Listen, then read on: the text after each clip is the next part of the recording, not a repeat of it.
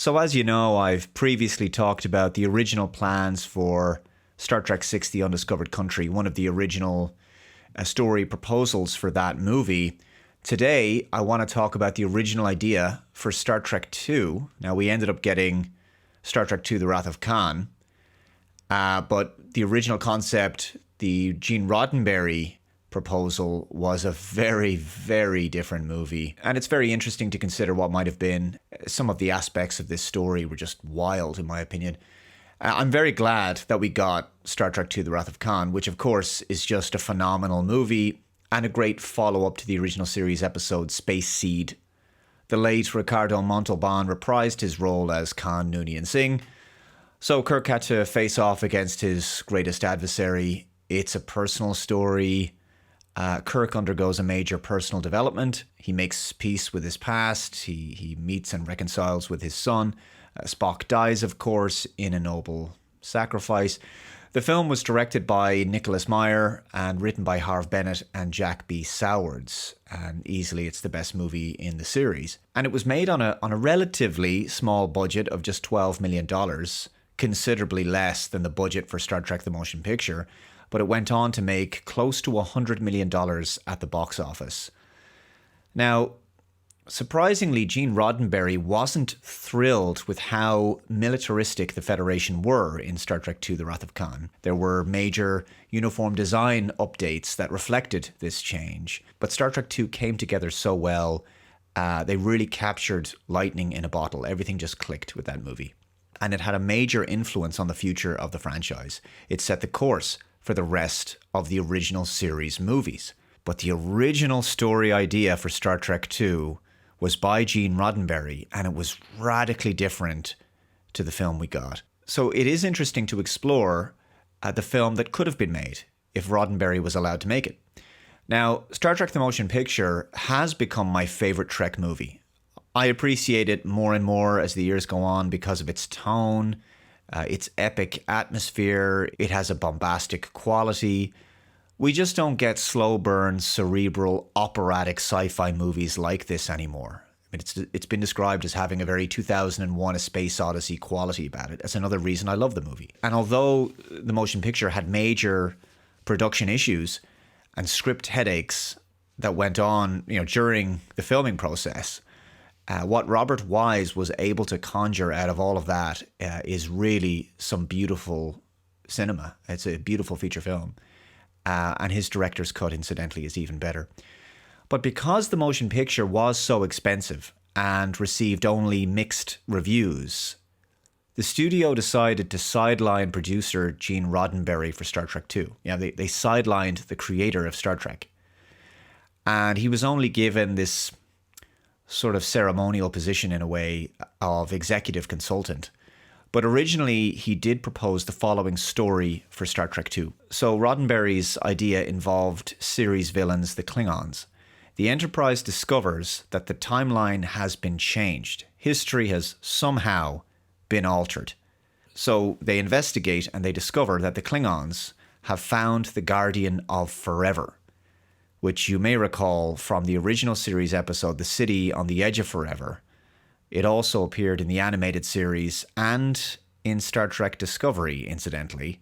It's a portal that allows you to travel anywhere in space and time. So the Klingons used this portal and they went back in time and they made it so that the Federation never existed. So again, sort of similar to Star Trek First Contact. The Enterprise wasn't affected by this change to the timeline because, and this does seem a kind of weak excuse, they were traveling at warp speed when the Klingons made the change. So Kirk orders that the Enterprise go straight to Earth, where they discover that there is no Federation. In fact, Earth is basically this barren world, and it's a planet full of apes, basically. It's Planet of the Apes, right? It's inhabited by these savage primates. So this is where the fun begins. The Enterprise has to try to undo these changes to the timeline. So they make use of a large Guardian of Forever portal. I don't know where they find this, but anyway, it's big enough for the Enterprise to fly through. And they emerge on the other side, and they crash land on Earth in 1963 in Canada. It's quite interesting, actually. There's some sort of link up here, almost a synergy in a way, because when the Enterprise E goes back in time in Star Trek First Contact, they're going back to 2063, the time when Zefram Cochrane is about to make his famous warp flight. Here we are. The original story was that the Enterprise was going to go back to 1963, so 100 years in the difference anyway. So authorities mistake the Enterprise for a UFO, which, it is, and it becomes a major news story.